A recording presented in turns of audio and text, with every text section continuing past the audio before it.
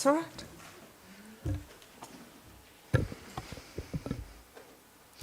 So, ladies and gentlemen, colleagues, friends of Future Africa, welcome.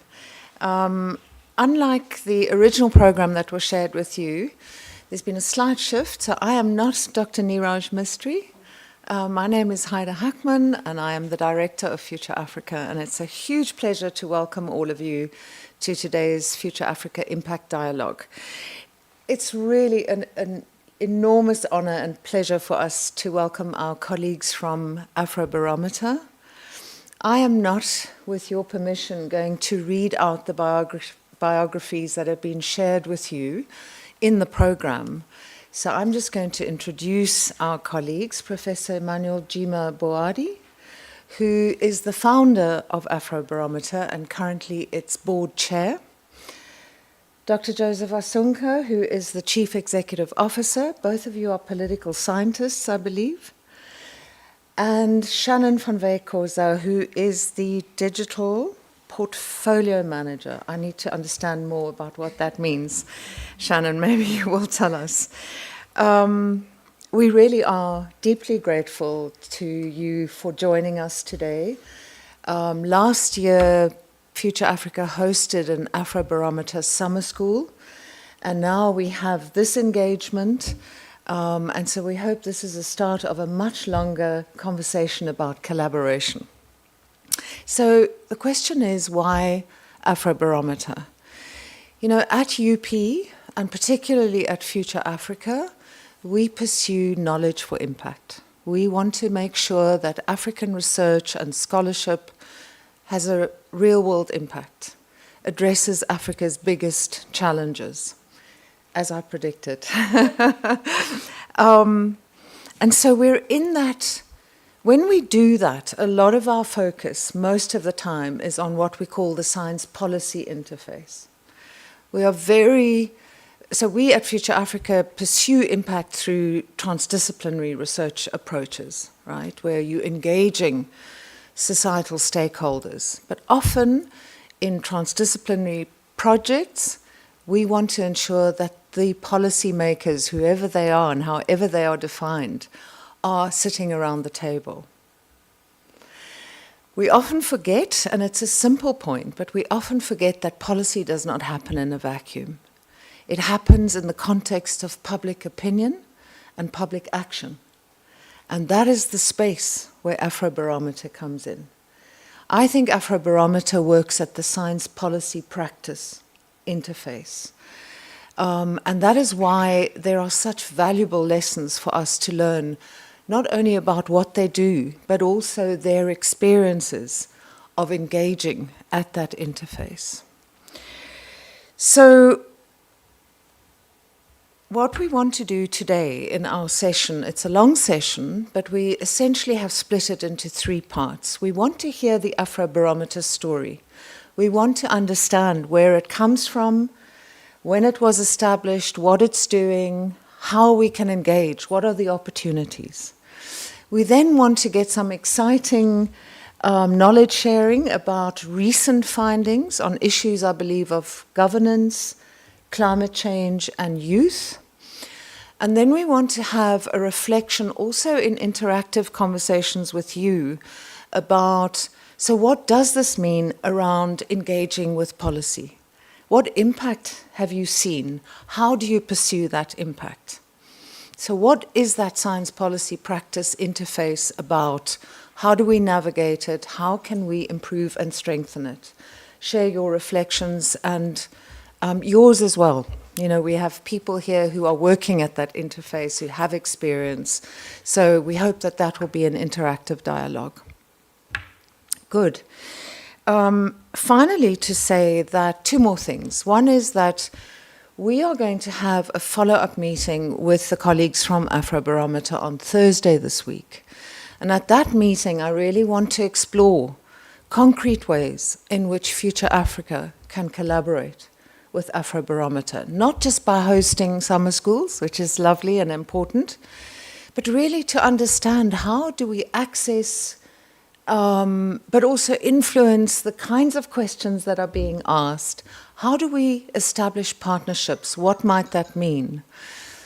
Given Future Africa as a platform for collaborative research, we do that on behalf of our colleagues. So one of the things I'm hoping that will come out of today's conversation is that we also understand what your interest might be, and where not just Future Africa, but Future Africa on behalf of UP and colleagues outside of UP can engage with Afrobarometer. So thank you again for joining us. Thank you in advance to our speakers. And if you'll allow me to use first names, Jima, may I turn to you for your presentation. Thank you so much. Thank you, Heidi, and thanks Future Africa Institute for this opportunity. Oh, Lord. You want it? Can I shout enough? Am I audible enough? Oh, Jima, we have an online, and I should welcome the people online. Can this move? Can we move to this? Table, so otherwise it will be practically difficult to hold laptop and hold mic. It's all taped down. Can we, It's taped down. or can somebody sit next to Or Jima? Hold the mic. we are improvising a solution. Perfect. Thank- Shannon, are you comfortable with that? I can do it. I'm going to click. I'm going to hold the mic. Wow. All right. Ambidexterity. Thank you. But thank you for this opportunity. Of course, we love to talk about the Afrobarometer, and we love to share the story of the Afrobarometer. So I'll start first with the Afrobarometer today. And the Afrobarometer today is a premier non-partisan Pan-African research institution that is dedicated to tracking the experiences and evaluating the perspectives of ordinary Africans on the political, economic, and social developments and atmosphere in the country. But not only that, and to inject our findings into policy processes at the national, continental, and international or global levels. It's headquartered in Accra, Ghana, and it currently comprises 37 national partners, some of whom are university-based organizations, some are independent research NGOs, and a couple of private firms. We have 3 core partners. You may conceive of them as regional partners, partners that handle our work in the various regions. And so for the West Africa and currently much of Francophone Africa is the Center for Democratic Development, CDD Ghana. That's the core partner. For Southern Africa is the Institute for Justice and Reconciliation. And for Eastern Africa is the Institute for Development Studies at the University of Nairobi. And we also have 2 support units, University of Cape Town and Michigan State University. Our vision is a world in which Africa's development is anchored in, is rooted in the realities and aspirations of its people. And our mission is to make citizen voice a key pillar of policy making and decision making on the continent. We have 3 core objectives. First, to produce scientifically reliable data and analysis on public opinion in Africa. Second is to strengthen the capacity of African institutions for democratic governance survey and analysis. And thirdly, to broadly disseminate and apply democratic governance and other survey data and results to policy actors.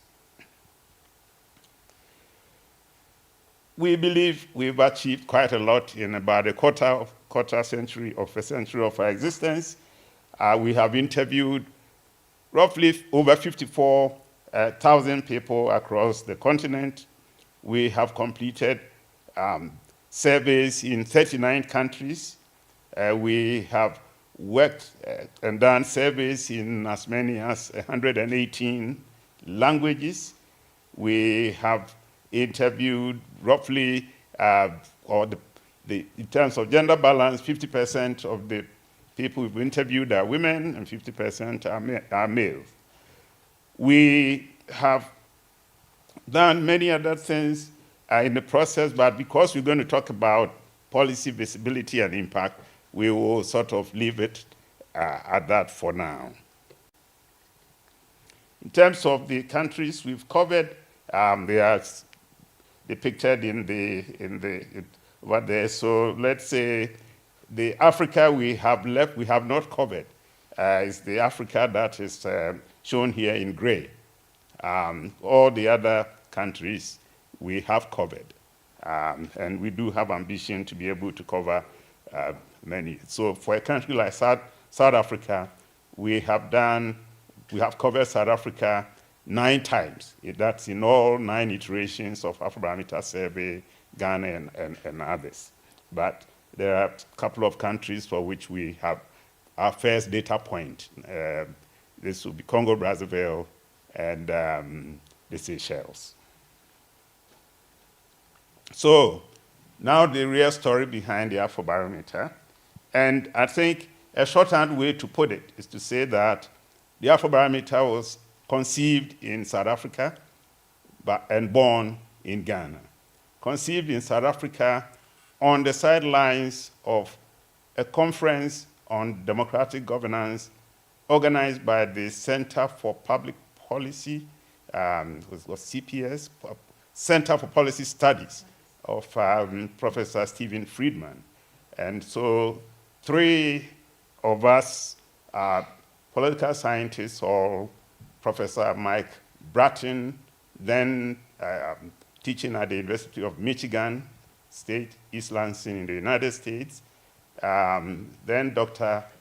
Robert Martis, based at the Institute for Democracy in South Africa, IDASA, and then myself, based at the University of Ghana and also at the Ghana Center for Democratic Development. We met and began to reflect on the continent and the democratic developments that had happened in the course of the previous decade, and realizing that unlike until like the late 1990s, and that is before Afrobarometer, virtually nothing was known about the values, the preferences, and insights of ordinary Africans. Instead, experts, intellectual elites, media pundits, public opinion leaders, and politicians purported to know what ordinary Africans think. And so, for instance, it was a general belief at the time that Africans were focused on economic and social development issues and really didn't care much about matters of democracy, matters of human rights, freedoms, and the like. As a result of this lacuna, many scholars and pundits were completely taken aback by the anti-authoritarian and pro-democracy revolutions that took place in Africa after the fall of the Berlin Wall, a process that, of course, saw the ending of apartheid and the promulgation of the independent democratic constitution of South Africa. So it was a big deal for us, and we believe we achieved our first real milestone when we finalized our first 12-country Afrobarometer Round 9 data set at the dawn of the new millennium, 1999, to the early part of 2000, rather not 2001. With this, we were able to prove our concept that Africans can be scientifically polled just like citizens in other regions of the world. Just by the way, to note that before the Afrobarometer, so you would hear of Eurobarometer, you hear of Latino Barometer, and others, but nothing like that was being done in Africa. But once we came with the 12-country data set, there was now something on Africa. And the better part of it was that we proved the skeptical reviewers of our initial funding proposal. We had approached the National Science Foundation of the US for funding of the initial survey. Some of the reviewers came back and said, well, we think we know what Africans think already. I think that maybe it's not even feasible, it's not possible. So they essentially disrecommended our funding proposal. But fortunately, others prevailed. We got the funding to be able to do the 12-country pilot study. What this did for us was to establish that Africans would now be able to claim their voice from so-called experts, pundits, and associated elites in the new century.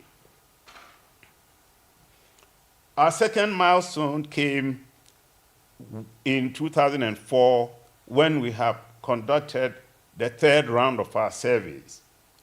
With that data set in hand, it became possible now to undertake overtime data overtime and trend analysis on these kinds of issues for African countries. Indeed, The Economist magazine took notice of that. And so in its first April 2004 edition, it had an Africa story under the cantankerous caption, "Confused Democrats." But it also did remember to say that it was a useful attempt to find out what Africans think, and to know that it was the first time that this was being done. To us, and notwithstanding that needless jibe, an important point had been made, that the Afrobarometer was going to make a serious contribution to the effort to decolonize African studies and African research going forward.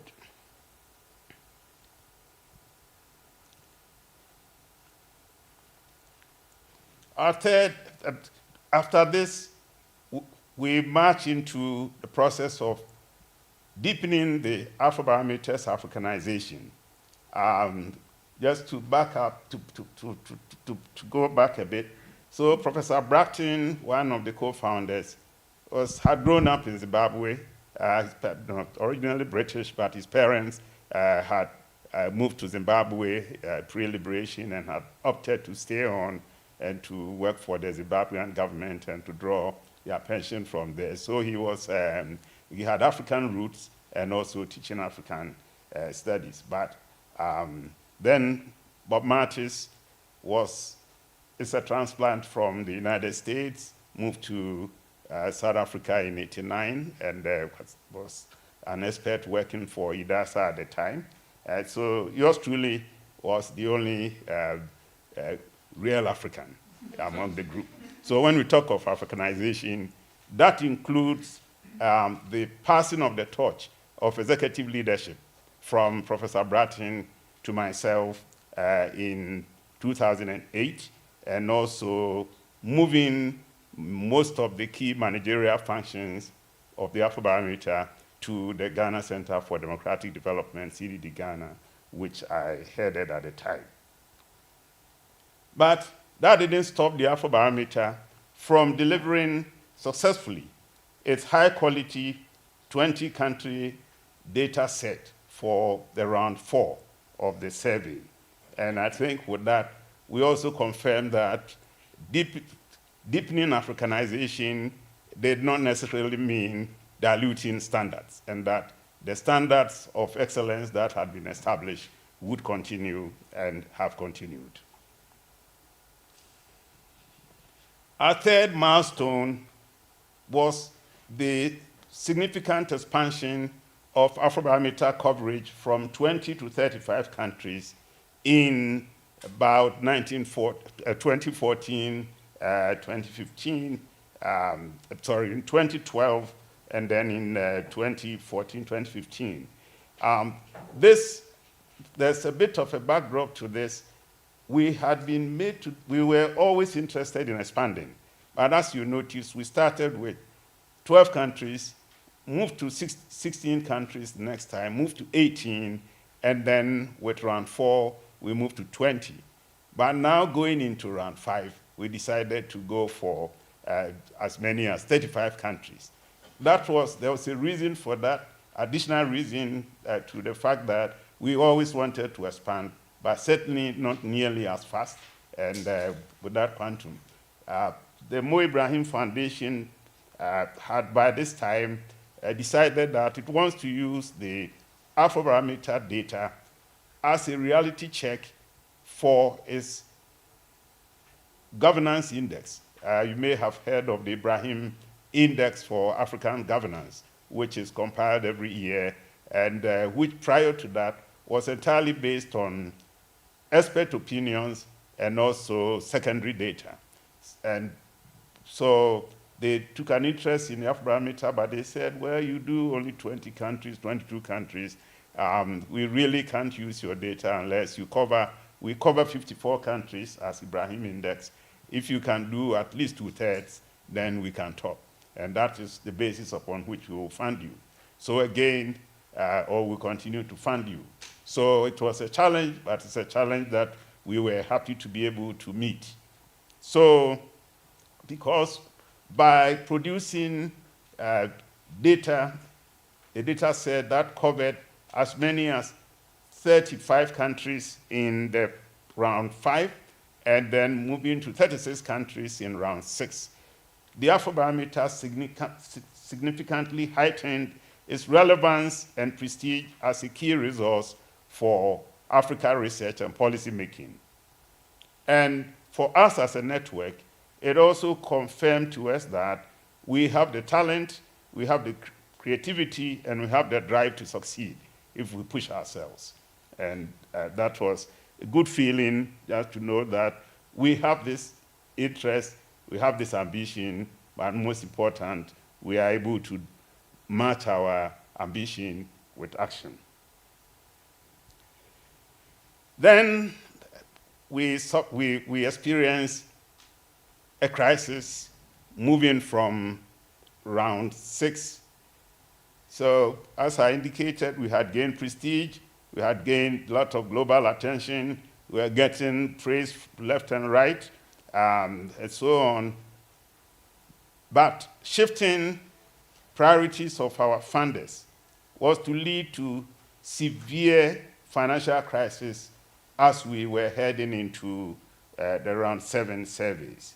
At the beginning of every Afrobarometer round, we meet and we plan how we're going to execute the next survey. We agree on the protocols. We sign memorandum of understanding. We are all ready to go. The planning meeting for the round 7, which took place in Mombasa, was like a funeral, very much like a funeral, because we were faced with funding crisis. We had made decisions about severe cuts in the number of countries we will cover. We thought we might be able to do as maybe up to 15. And we had definitely frozen staff salaries and travel, and we were beginning to think of letting people go because we just didn't have the resources to do that.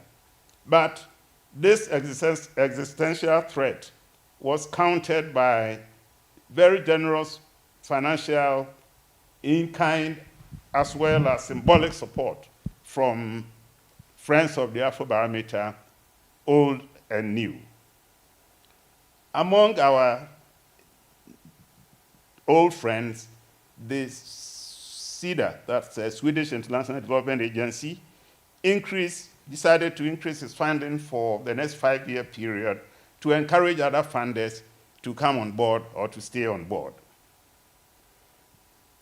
The USAID also decided to stay on, And to stay on with us, we got new funders coming on board, coming to the fore. Among them was the Hewlett Foundation. And in the case of the Hewlett Foundation, it was a bit of a miracle because I had left Mombasa where, as I said, it's as if we had just gone to a funeral for the burial of the Afrobarometer. As soon as I got into Wi-Fi mode in Mombasa, in Nairobi at the international airport, I get a mail from the Hewlett Foundation offering $1 million to support our work. And others came forward. The Open Society Foundation came forward with support. Wellspring Philanthropic Foundation, one that we had never heard of, just came out of the woodwork and said, we'll give you this grant. You don't have to thank us. You don't have to tell anybody. Use it as you wish. And others. So with this kind of vote of confidence, we were able to survive. But we also got the help of many committed individuals, really strong friends of the Afrobarometer, who made heroic contributions to our survival and to overcoming that crisis. Include independent organizational development specialists who helped us to now do our organizational development and strategic planning better and to position ourselves to not only overcome the crisis, but to grow as an institution. Somebody like Ambassador Johnny Carson, a veteran US Africa specialist, diplomat, organized a letter writing campaign. He wrote to Congress and to other US government organizations saying that this is an important instrument, this is an important resource, don't let it die, fund it. Professor Larry Diamond, a close friend of mine, a friend of the Afrobarometer, wrote very strong letters to introduce the Afrobarometer to just about all the Silicon Valley foundations that he was familiar with, including Hewlett Foundation. And some of that helped to produce the offer that we got from the Hewlett Foundation. And then Dr. Mo Ibrahim, who used and still uses his very powerful bullhorn to canvass support for the Afrobarometer and its funding on all kinds of global platforms. We also got friends from a number of American and European Africanist scholars who also joined in the letter writing campaign and took open editorials to canvass for funding for the Afrobarometer. So this did a number of things for us. Most important, we learned a lesson that I think those of you who are wiser at your age than we were, that out of crisis comes opportunity, and out of adversity comes strength. We also learned that Afrobarometer and what we do it's of great value to many people, and some of these people are strongly committed to working to support our work and to making sure that we stayed afloat. And for us, this is the vote of confidence that really got us going and keeping alive and flourishing. Now,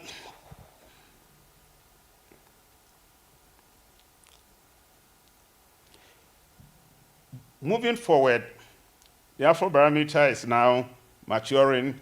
By now we were getting into our 20th year. We've moved past adolescence into real adulthood. We needed to be a more serious organization. We needed to position ourselves for excellence going in our third decade and beyond. And this required that we move from the loose organic network that we had been up to that point to something more technically, financially, and administratively viable and likely to survive into 3 more decades and beyond.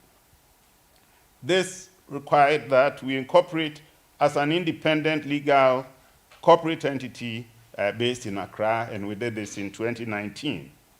This also entailed the reorganization of the Afrobarometer Board of Directors to effectively oversee the network's mission, review our performance, and to ensure accountability and integrity.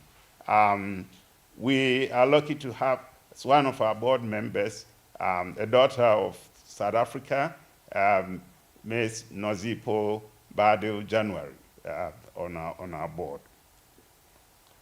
Then we also inaugurated an International Advisory Council in November 2020, and the job of the International Advisory Council is to provide intelligence and to link the Afrobarometer to high-level policy actors and prospective funders. And this is a board that is chaired by Ambassador Johnny Carson and has personalities like the former Swedish Foreign Minister Margot Wallström, has the former Chief Justice of Kenya, Dr. Willie Mutunga, and many others on it.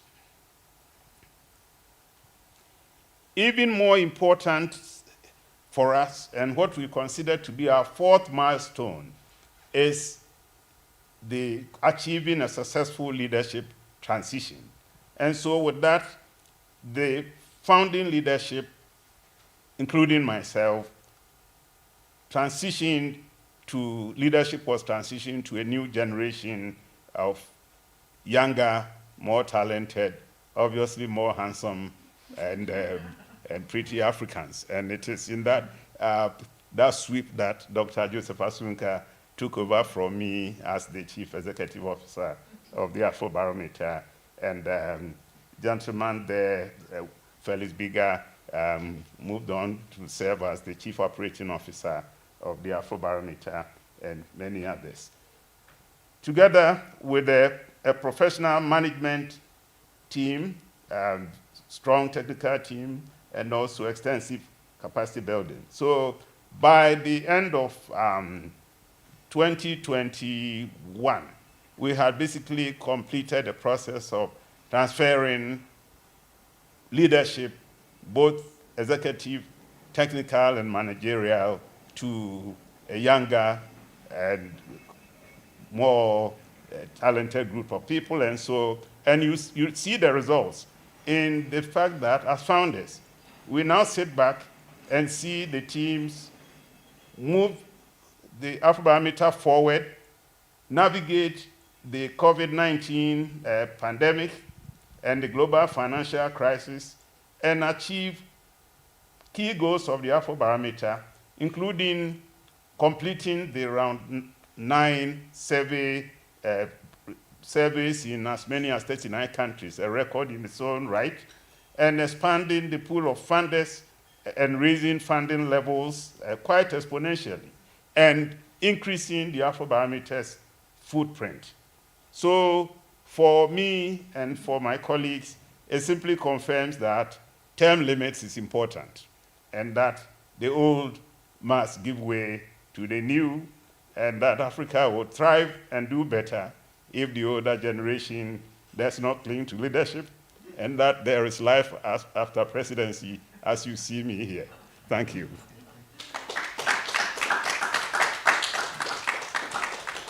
Thank you so much. I think it's an inspiring story. It's a fantastic story. And I must admit that on some of your slides, I immediately thought, who can we get to write letters for Future Africa? So thank you also for the tips and the pearls of wisdom that are embedded in that story. No, thank so you. Colleagues, we have 10 minutes for questions of clarification on Afrobarometer, its story, the stuff you've heard. Any questions before we move on to looking at some of the recent findings?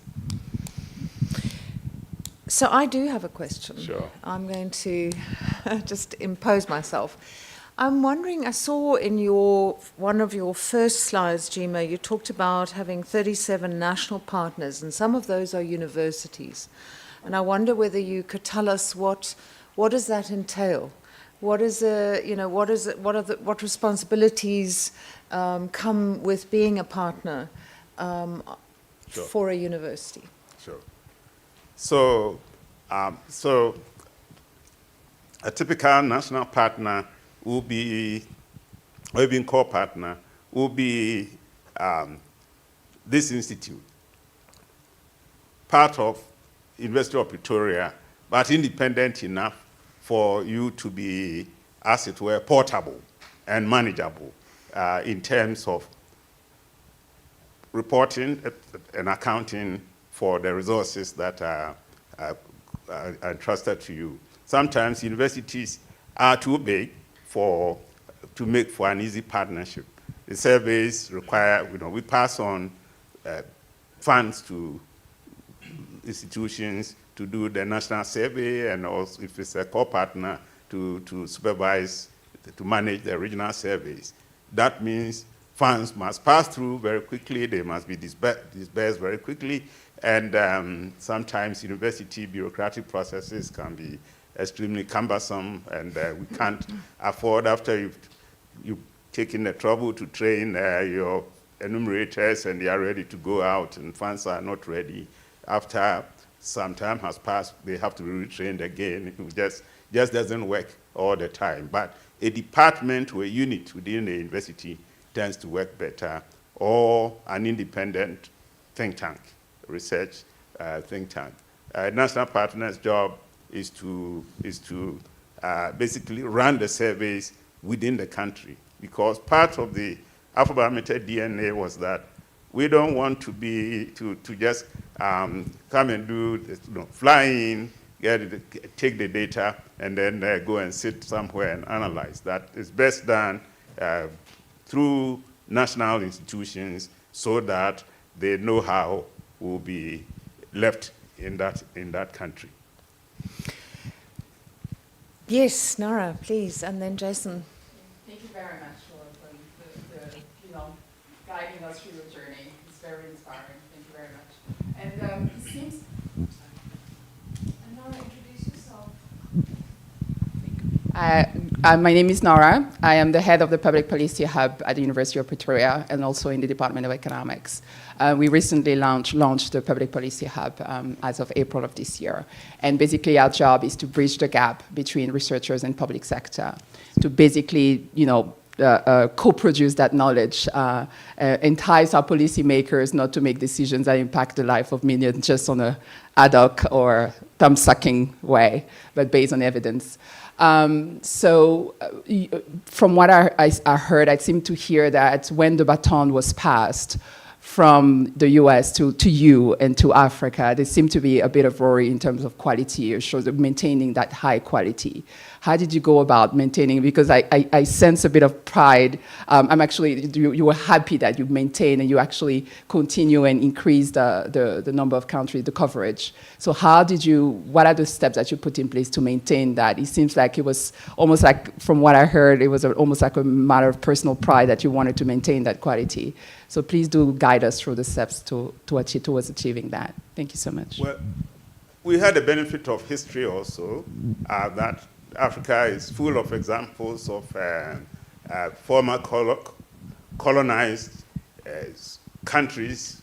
New leaders come with a lot of pride, and then 10, 15 years later, things begin to go south, and we don't speak it, but it's there. And for me, that was a challenge, and I was blunt with my colleagues. I said, well, we crave independence, but we should also validate independence. And the way to do that is to make sure we don't fail, and that I need your help to succeed. And I think they responded. And that's the sense of pride you got in my presentation comes from the fact that a challenge was thrown and it was fully met. Good. Jason. Sure. So I have two questions. Introduce yourself. My name is Jason Owen. I'm the Futures Literacy Manager here at Future Africa. So my first question is about the future, obviously. But I'm just wondering if you've ever considered explicitly asking African people about how they envision the future, whether they're optimistic or pessimistic, if they think they have agency or not. And then my second question is, how do you, because I'm sure you get a lot of those kind of questions, how do you choose, how do you decide which topics to survey, what questions to ask? How does that process work? So my colleagues will have a full answer to the second question that you asked. The first one was again, because that I thought I could respond to, repeat the first question. Questions about the future. How So, is it? yes, one of our standard questions all the time is to track your sense of optimism or pessimism about the future, and also whether you think the country is going in the right direction or in the wrong direction. And then if you compare, you do a retrospective and prospective look at your country. Are things looking better today compared to the past or worse? And you expect things to be better or worse in the next 2 years or so. So that's a standard question we ask all the time. And I think looking at that data per country over time reveals a lot about the mood of citizens. And sometimes, if you look at it carefully, when there's a huge jump, like a 20 percentage point jump in a national mood, national optimism or pessimism in just two data points, it's often a sign of trouble. Interesting data for us. Jason. Yes, please, David. Please introduce yourself.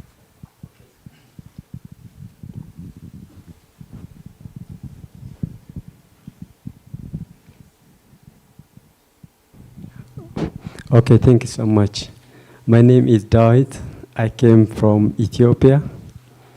I have attended a conference back in 2019 where Future Africa has one of the organizers, and then I was based by then Mekelle University in Tigray, and then recently I have joined the World Food Program in Johannesburg, and the moment I got this email about this conference, then I decided to be here in person.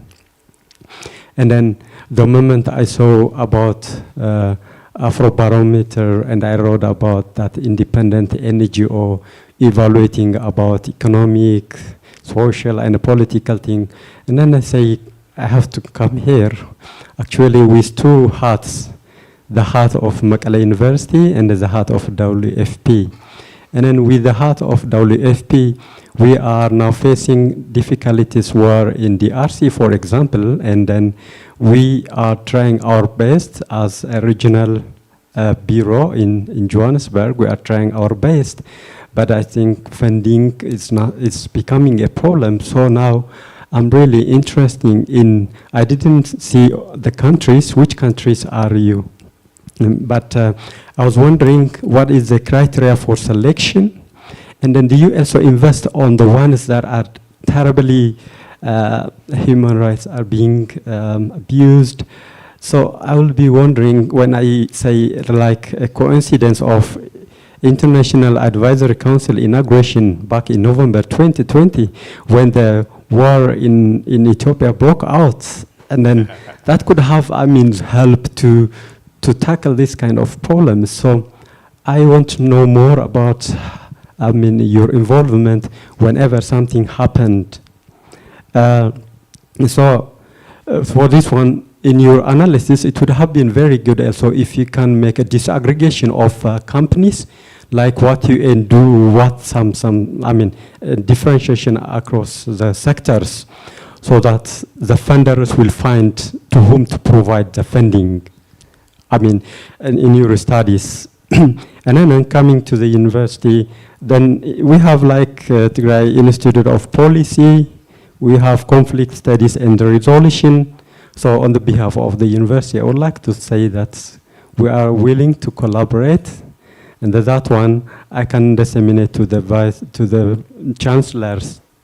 And as a whole, also in Ethiopia, we have a lot of organizations working in similar thing. So if you are not yet, if Ethiopia is not yet in your member, I can't say on behalf of, but I can disseminate the information because this is of important to us.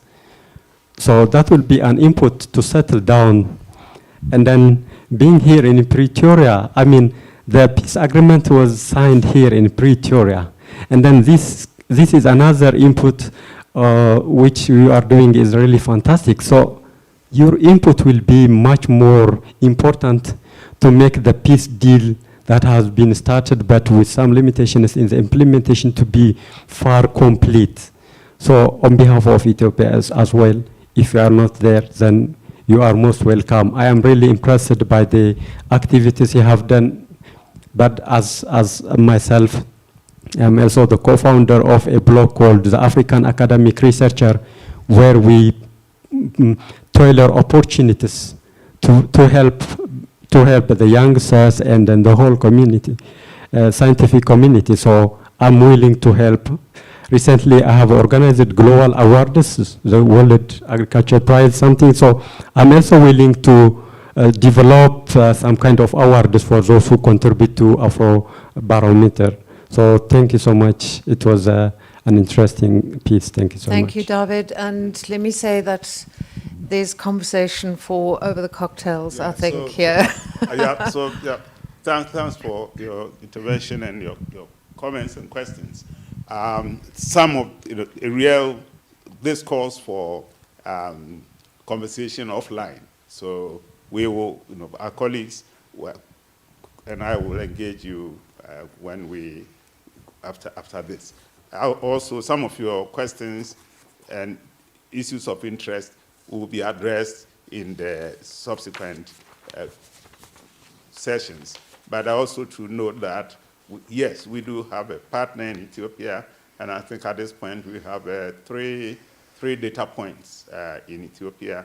The Ethiopia partner has just, survey has been completed, the data has been finalized. I think they are in the process of doing the initial analysis ahead of presentation, so dissemination in country.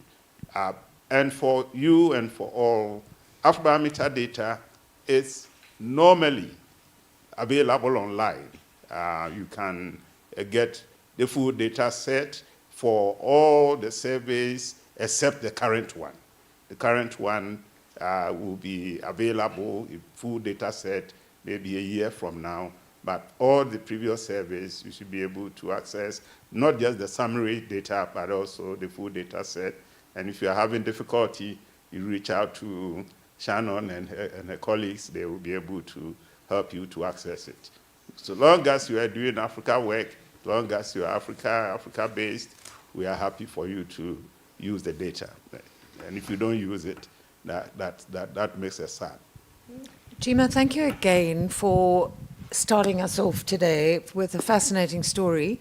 We are going to move on now to hear from Joseph and Shannon about recent findings of round 9? 9. Very exciting.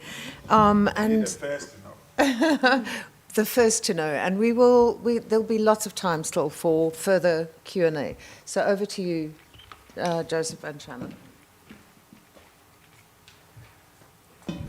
Thank you so much, Heidi. This has been great, and thank you all for staying with us and listening to the AB story. I think this is the one session we have provided a really comprehensive story of Afrobarometer. I don't remember us ever telling the story in this way anywhere. So this has been great. I hope at least it brought you up to speed as to what we're doing.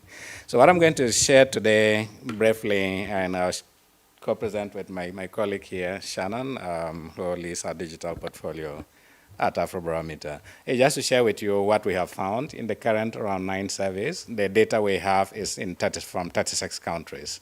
We have completed the surveys in 39 countries this round, and every round of the Afrobarometer takes about 12 months to 18 months to complete because we do this across the 30-plus countries, and that has to run over several months. Of course, people ask what is the criteria for selection. I'll talk briefly about that, and then some of the questions that people raise here, I'll try and address that. All right, so about Afrobarometer, as Jima said, we're a Pan-African Survey Research Network. The goal is actually to give people a voice. So we've interviewed thousands upon thousands of people on the continent. It's possible that in the future, sometime, some of you may get interviewed. So if you get interviewed one day, you can give me a note to let me know that somebody came knocking on your door. And hopefully, if we come knock on your door, you open for us so that at least you can share your opinions and also your frustrations with us. We are always happy to take both, the exciting part and the frustration, so we can channel them up to the powers that be. All right, the objectives, Jima laid this out. There are 3 core ones. We want to produce good data, good quality data on the continent. We want to disseminate it as widely as possible, but thirdly, to make sure that we build capacity on the continent to continue to do this work. As Jima noted, he took over and wanted to make sure that Afrobarometer succeeds, and success means that maintaining the quality of data that we have on the continent, and that has been the case ever since. And what we normally do is, of course, is human capital, how to build the human capital and make sure that this continues to be the case. And he term limited himself and is out, unlike some of our leaders who are still sitting in power. And I have started preparing to term limit myself as well, so maybe the next time you see the CEO here, it will be, I'm actually praying for a woman to take over from me, and so it's going to be the case. So I'm looking forward to that day.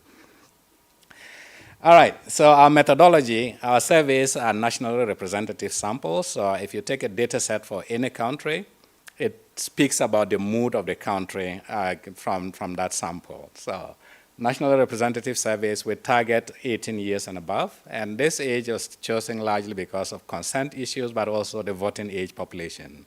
Because when Afrobarometer started, most of the questions was about democracy, governance issues, and this had to do with elections, and so we limited it to people who were in the voting age category, so 18 years and above.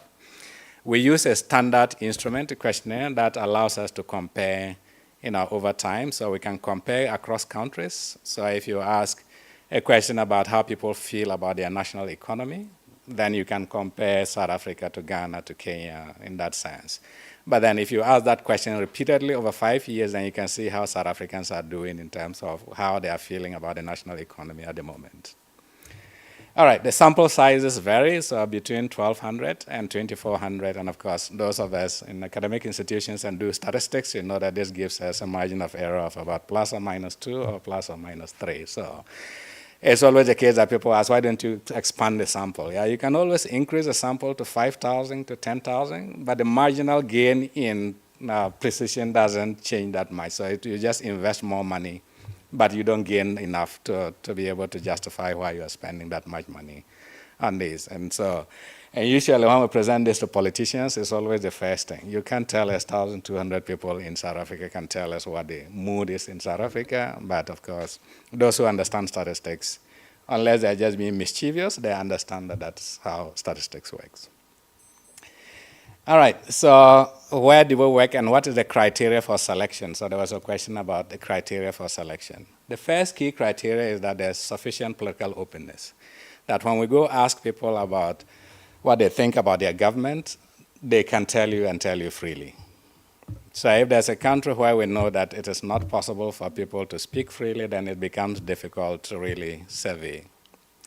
The second criteria is that there's an adequate sampling frame, and this is usually based on the census frame. So if the country has a census frame that is as recent as 10 years, it gives us the opportunity to actually draw a truly representative sample. If we have a sample frame that is over 10 years, then it becomes difficult because then there have been population movements, and unless you really have good quality projections, it's hard to get a sample that is reflective of the population. The third one is that there's somebody at the national level, a local partner, and as Heidi asked, there's a national partner that can conduct the surveys, do the analysis, do the dissemination, and engage with public policy actors in their country. So it is not me from Ghana or Shannon from South Africa going to Kenya to do the survey, but that a Kenyan institution does it, and they lead the survey and everything that is done there. All right. So those are the 3 primary criteria. Once those criteria are met, then we can select the country. But there are additional ones. Of course, safety and security is important because our surveys are face-to-face. And so if you want to send people into the communities to do these interviews, you have to guarantee their safety. And if we cannot guarantee their safety, then we can't conduct the surveys. Governments often would seek clearance from governments because, if you're going to talk to people in a particular country, you need to seek that clearance before we can move in. Of course, sometimes issues like natural and man-made disasters can undermine. So when we're in the middle of the round 8 surveys when the COVID-19 hit, we had to break for 6 months, and then we came back after, things had improved. And so some of those things also disrupt our surveys. Of course, climate change has always been a big factor in those considerations. And finally, if we have funding to cover it. Because these are face-to-face interviews, they are pretty expensive. And the samples are usually randomly drawn. So no matter which corner of the country that the sample is drawn, the enumeration area is selected, we still have to send our enumerators there. And we just don't send them alone. We have to get them a good vehicle, a vehicle that can travel all terrain to be able to get to whichever location that the sample falls. We do that because if you select a random sample, you want to make sure that you actually cover the sample that you've chosen. So unless it is almost near impossible to get to a particular location, we would always make sure that all our, the sample that we've selected, we stick to it, and we send our enumerators into those places.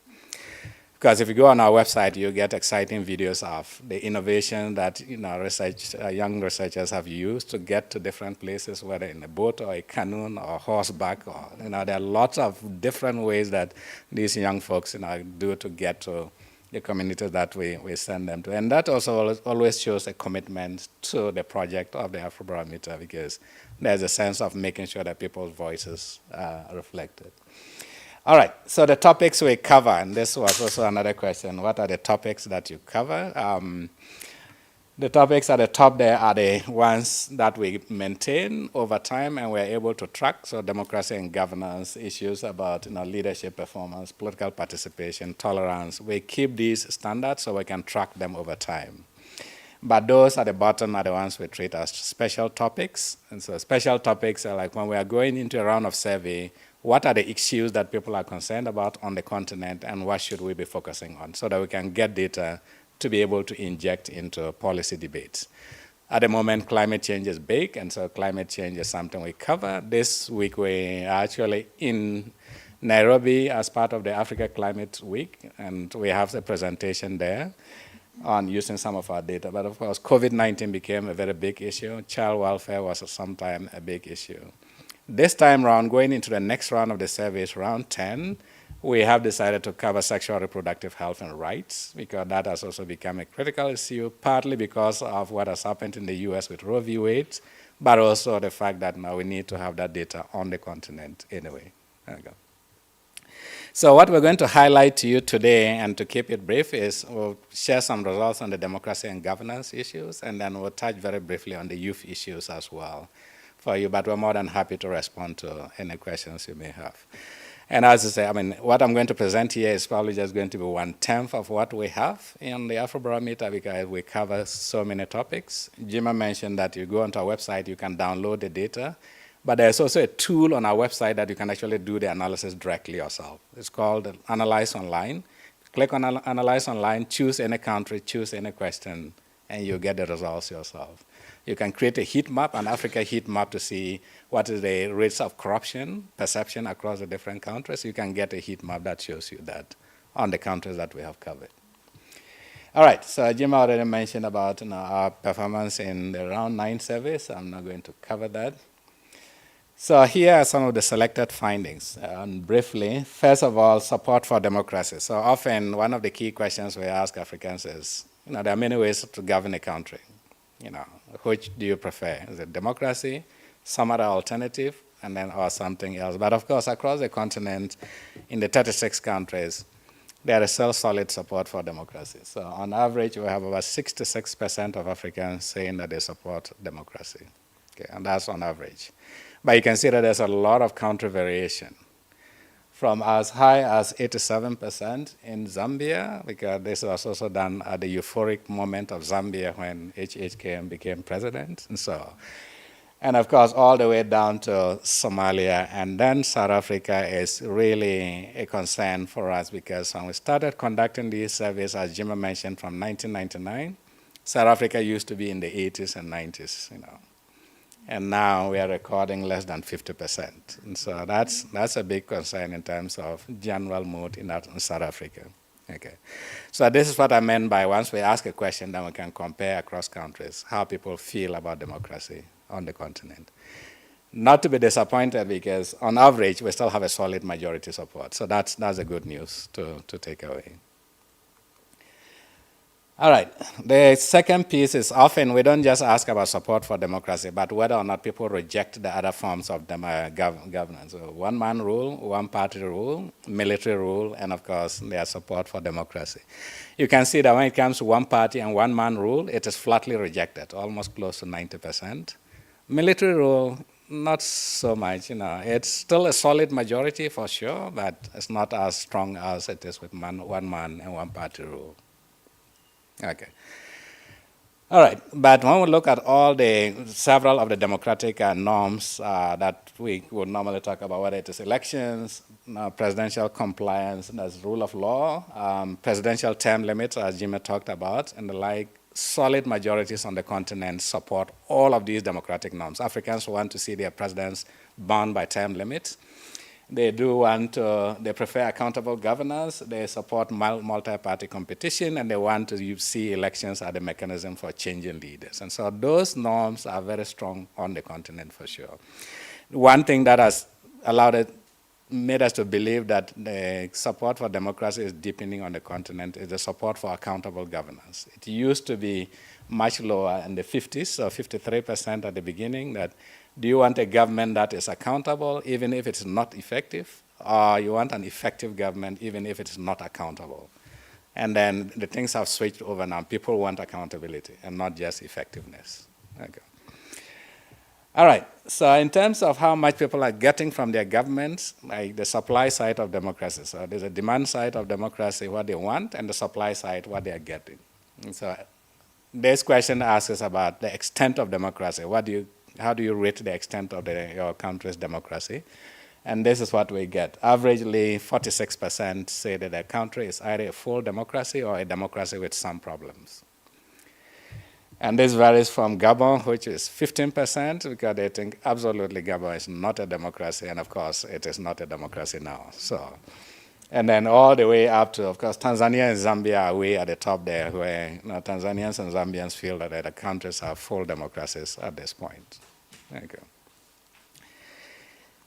All right, so what we normally would also do is try to measure the change over time. So over the last 10 years, what have been people's feelings about the extent of democracy in their countries? And what you can see here is that for those that are the negative, that is the drop in the levels of support for democracy. I mean, the assessment of the extent of democracy. So we do have Sierra Leone, Tanzania, and Eswatini, where there's a sense that there's they believe that their country is a democracy, and that has grown over time.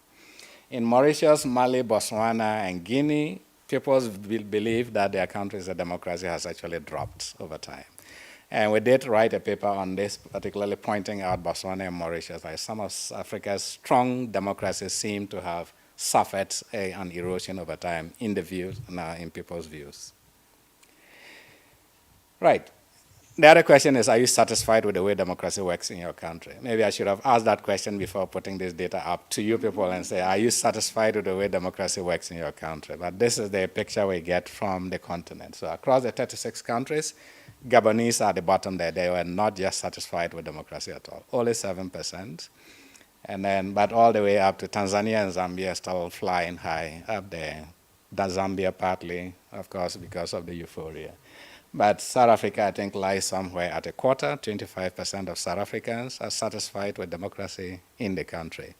I would wait to hear what you people have to say about what you feel. All right. So changes in satisfaction. This one, there has been quite a bit of drop. So in Botswana, Mauritius, Mali, there's South Africa, of course, a very big drop in the people's satisfactions with democracy. We only have about some countries that there has been some increase in satisfaction. Somebody saw the Zimbabwe data and was wondering, Zimbabwe really grown over time? But that is the reality on the ground. So, of course, it may provoke a question that somebody wants to ask and answer analytically. So that will be interesting. All right, so here we usually compare the demand and supply of democracy. So the demand is on the top and the supply is on the bottom. So there's a gap between demand and supply.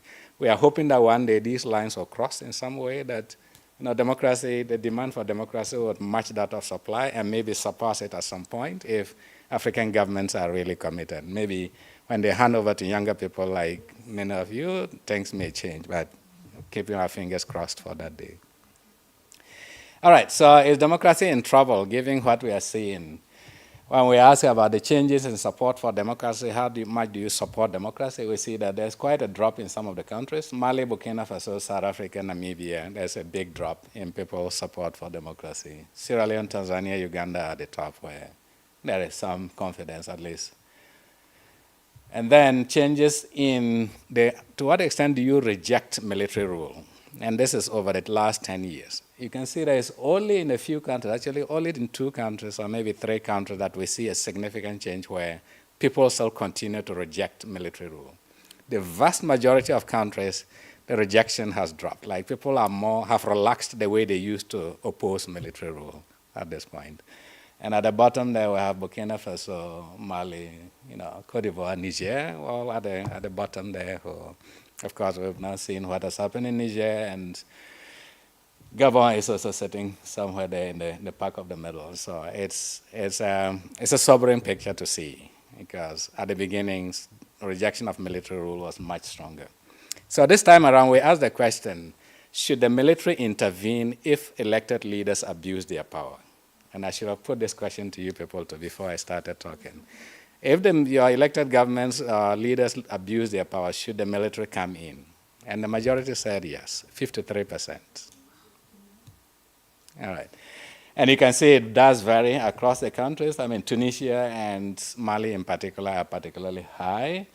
Trying to locate South Africa. Okay, so South Africa is seated there somewhere at 53%, almost the Africa average, at par with the Africa average. The only place we see really strong resistance are in Morocco, Uganda, and others, where they say the military should not intervene. That's majority saying so. Okay. All right. So I want to break here. These are the key findings on the democratic governance issues, but then we also want to break it down to what young people think versus the older generations on some of these dimensions. So I call on my talented young Shannon to take that. Yes. Thank you, Joe. Yeah, so I'm going to be sharing perspectives of young Africans today, and I want to start with policy priorities. So in terms of the most important problems that young Africans want their governments to address, we can see that unemployment tops the charts, followed by management of the economy, health, infrastructure, and then education. When we look at unemployment in terms, or youth unemployment in terms of countries, we can see that unemployment rates reported by young respondents range up to 67% in Angola and 60% in Sao Tome and Principe and Botswana. And then a bit of a deep dive into democracy and youth perspectives on democracy. We can see across the board that the preference for democracy and rejection of authoritarian rule is high across all generations and different generations. However, young adults are slightly more likely than the elders to say that they are not very satisfied or not at all satisfied with the way that democracy works.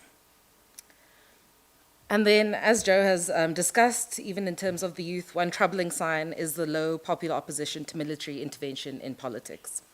On average, across 36 countries, only 42% agree that militaries should never intervene in politics, while a small majority, 53%, are willing to countenance this option if elected leaders abuse power. The view that the military should intervene if elected officials abuse their power is more popular among the younger generations. So close to 6 in 10, which is 56% of those under 36 years old, compared to 46% among those over 56 years old. When we look at leaders' integrity, we see that the youth show considerably more distrust in public institutions than their elders. And then compared to elderly citizens, the youth are particularly more critical of institutional corruption. And then we look at how youth are participating within society. And we can see that the youth are less likely to politically engage than older citizens. And the largest gaps are observed in the most fundamental form of voice and participation, voting, which shows a 20 percentage point gap between the youth and those above 55 years old. Youth also lag in terms of community participation, so attending community meetings, joining others to raise issues. However, youth are more likely to attend demonstrations than those older than them. So it's a 10% versus 6% over there. When we look at contact with leaders, we can see that youth are also less likely to contact their leaders to discuss important problems.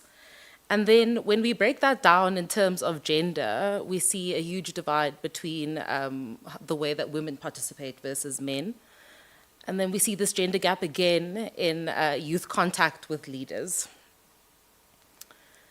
When we did a breakdown of youth political and civic engagement in terms of rural and urban locations, we see that rural youth are more likely to vote in elections, attend community meetings, and join others to raise an issue, and are on par with their urban peers in terms of discussing politics and attending demonstrations.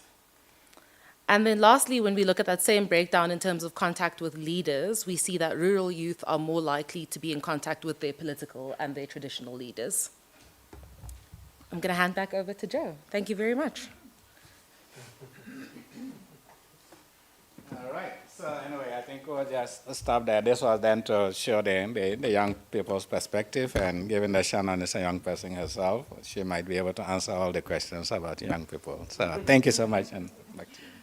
Joe and Shannon, thank you very much. Give them a round of applause. So, I mean, a million questions in my head.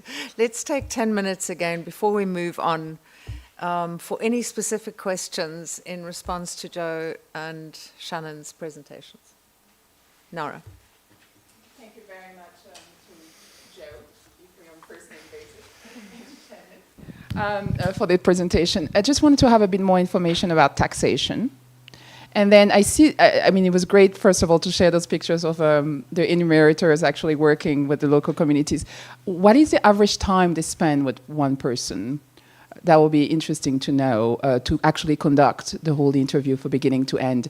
And do they actually still use manual support, or do you give them tablets as more and more people are using, I mean, to minimize the human error there? But I would love to hear more about the taxation element to it. Thank you so much. And service delivery. Thank you.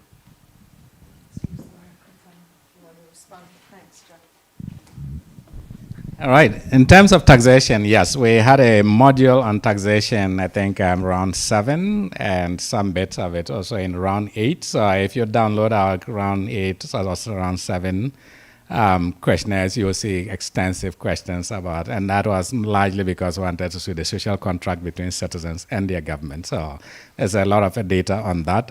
We did not repeat that module in the current round, but we do have quite a lot of data on it in previous rounds. So if you go search, you'll see that. We have several publications on it as well in terms of people's take on taxation. Of course, the critical thing is whether Africans are willing to pay taxes. And of course, the willingness is always conditional on something that their leaders will deliver. And it's a chicken and egg situation. But you will find lots of data on taxation. If that is the area of interest, that is usually how we initiate some of our collaborations. So if we see that more and more people, either from our national partners or other researchers, are interested in a particular topic, then we would often try to cover it in subsequent surveys so that we can produce the data that is relevant and will be used by. Yeah, we should talk. Yes, yes. All right. So yeah, thanks for that. And so we can talk more about that. I think your second question was on. The process. Oh yeah, the process. How long it takes to interview somebody. Oh yeah, in the training. Okay, so let me start with the training. So the training of our interviewers often takes place over 5 days.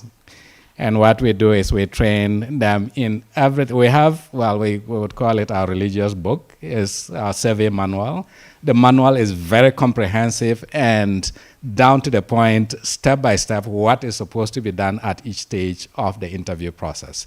And that manual has become like the reference point for survey research on the continent. When we have people doing survey research, they would usually go to that manual to see what Afrobarometer has done and use this as a standard for also conducting surveys on the continent. So it does spell out the details. So we have 5 days training.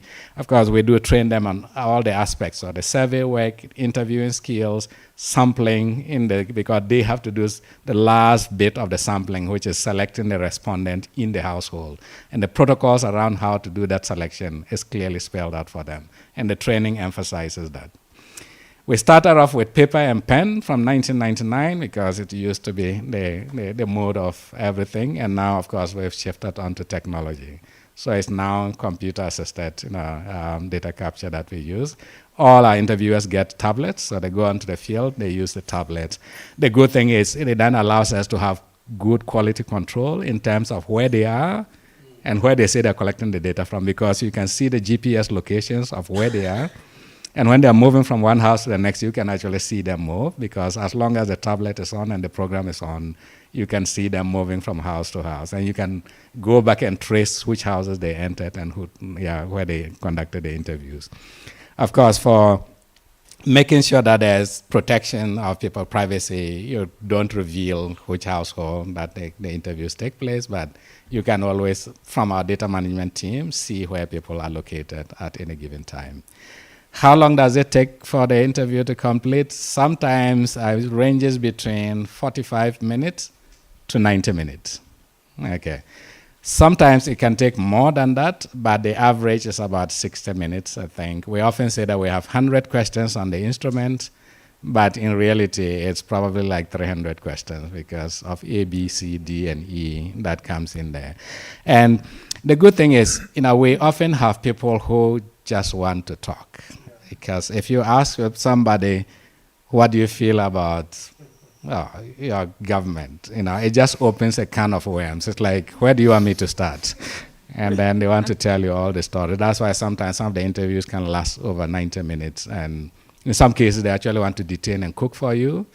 And sometimes it's sweet, but we try to, that's one of the training skills, like how do you get out of that situation without offending the respondent? And so it's part of the training that we give to our survey respondents, our interviewers. Yeah, thanks. Wonderful, wonderful. Any other questions? Oh, lots. All right, I'm going to go to the back. Susie, then I'll come to you, and then I'll come to the front.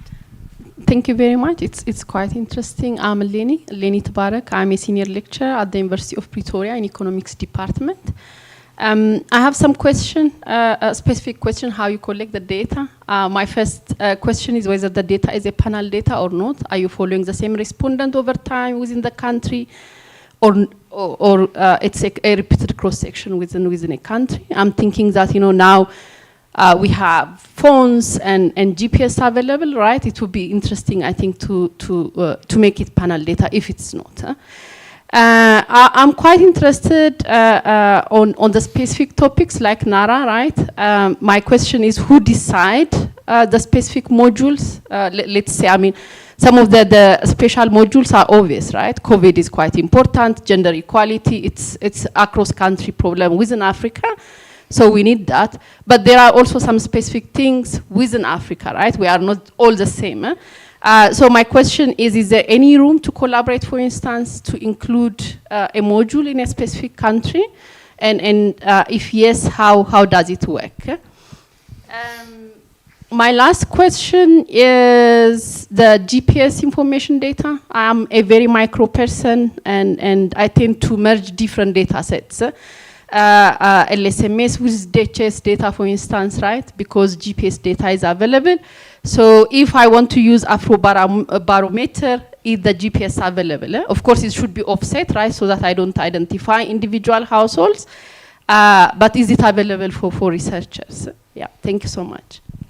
Great. So let me start with your first question. No, your last question. Yes, the GPS data are embedded, and we've worked with some institutions to embed the GPS location, so you can actually do a geographic mapping of the findings. That is included there. Of course, we continue to improve that in ways that will allow analysts like yourself to be able to do more nuanced, local level analysis. So that is embedded. In terms of whether it is panel, no, it is not panel. And so each time around, the surveys are done with a different set of people. And so it's not a panel. We're not following the same people over time.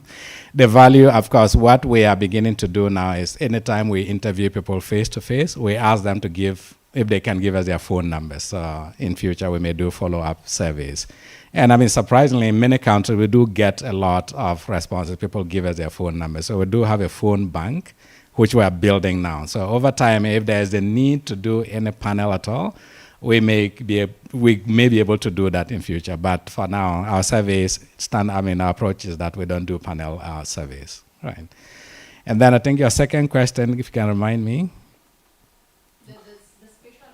Oh yes, so who decides the special modules? Like I said, so the special modules are often determined in a number of ways. One, of course, as you just rightly mentioned, in a topical issue on the continent or globally that is of relevance. So that becomes a big consideration. The second consideration is when the questionnaire committee or the questionnaire development committee, we often would engage with a wide range of actors on the continent to see what are the things that are of importance, both to policy actors but also to academic researchers, that we may consider in the subsequent survey round. And so when we see momentum around a particular topic, then we try to incorporate that. The incorporation of the topic is usually driven by the fact that we know that the data will be used. And so we just don't plug a topic and put it in there thinking that if we put the data out there, somebody will use it. But we rather want it to be driven by demand. So if it is driven by demand, then we're more likely to respond. And that is if there's a convergence of interest among a range of actors in this policy space or academic space that is interested in that particular topic. All right. At the country level, what we normally do is leave space in the instrument for what we call country-specific questions. So there may be something unique in South Africa that is not shared with the other countries, but our team in South Africa wants to get that information on the South African population. Then that they have the room to do that.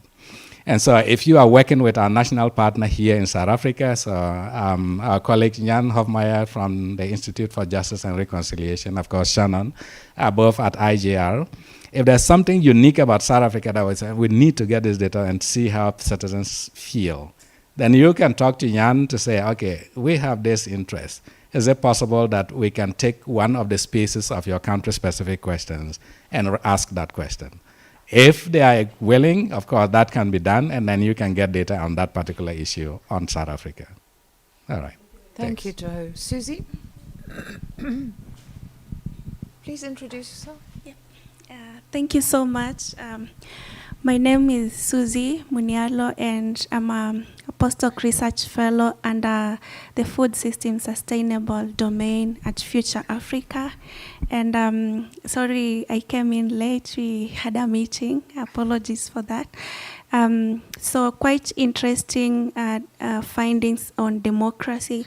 So I was just wondering, are there some key lessons like from countries that seem to be performing better with regards to democracy that could be documented so that they can be shared across board?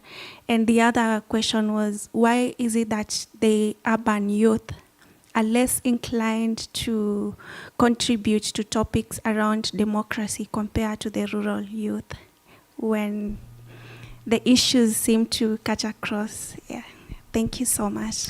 Joe, perhaps before you answer, I mean, Susie's question raises so we've talked a lot about how you do the surveys, but who does the analysis? Right, we'll get to that. I think these are two great questions that my colleagues will be better positioned to answer. So I'll turn to Jima for the democracy one and then to Shannon for the youth one.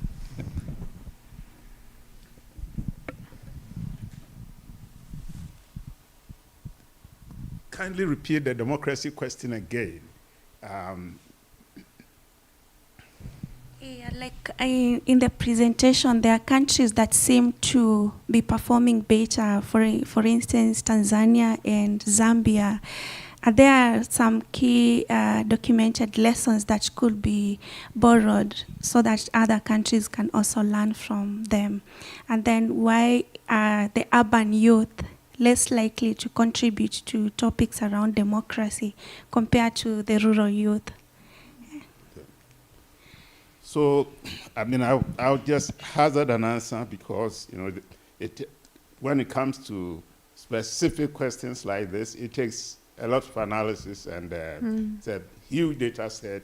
I research and write on democracy, but I wouldn't necessarily have looked at it this way. But it's intriguing, and so I'm going to think about it a lot more. But in general, just off the top of my head, you tend to get very positive, like endorsement of democracy in countries where the most recent election has been credible, and especially where it has produced an electoral turnover.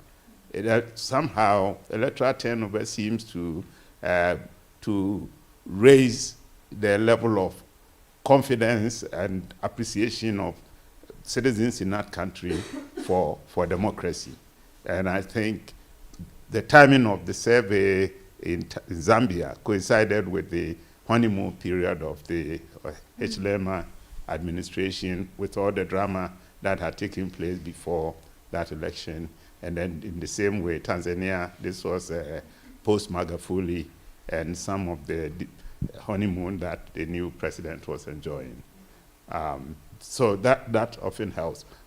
In general, faith in democracy declines, or there's a drop in levels of support for democracy where governments are judged to be abusing the democratic process itself, and where they are being corrupt, and where they are showing a lot of impunity. Thank you. I want to preface my answer with, I think, the fact that the beauty of Afrobarometer data is that we present non-partisan data, and there is analysis online, but we have our tools, so you can come online and you can work through that data yourself and come up with your own kind of understandings of, a lot of these answers. So I'm going to answer from a personal perspective when I deal with this data and I look at it. And I think, we can see that there's a great disillusionment between the youth and those who govern them. And I think that last data point that I brought up about rural youth being in more frequent contact with their political and traditional leaders is kind of that spark for why they're possibly more engaged in terms of traditional political practices or political processes. So we see that there is this kind of feeling of lots of African youth feeling like they are not being listened to by their governments. And perhaps that proximity then is greater for urban youth in comparison to rural youth. But yeah, as I said, the beauty of it is to go online, to look at the data yourself, to kind of look at, even when you ask the question of who does the analysis.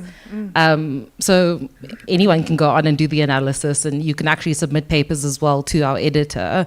And then it's are you grounding it in, that's a cool thing that you can do actually. Are you grounding it in the reality of what's happening in the country and what other scholars are talking about, and then how are you kind of amalgamating all of that data together? So that's my personal answer to that question. Thank you, Shannon. All right, David, short question, and Nara, short question, then we move on. Okay, thank you so much. A lot has been said, and thank you so much, but I want to add some questions with regard to the face-to-face questionnaire. Like you said, it is costly. And then can you think of, especially for the use or something, you say you have entered to the technology, but have you started using Google Forms where the insecure countries, if it is in person, then if it is insecure, there is no way to come in. So have you think of using Google Forms or like that one, so you don't need to enter data, blah, blah. So, and other thing is also, there is you are talking about gender equality, but recently there is a new tool developed for gender equality and social inclusion, which is Equilos. So do you know it? And then I advise to use that one. One other thing is when we are doing this kind of surveys, do we provide, in addition to what she said, do we provide the document back to the country or to the people whom we interviewed so that they will feel where they are? And last question, it's good to do a research and then to provide a report, but are we sure that they are telling us what we want to hear or what is actually in the ground? Because there is a proverb says, "Gigos and garbage in, garbage out."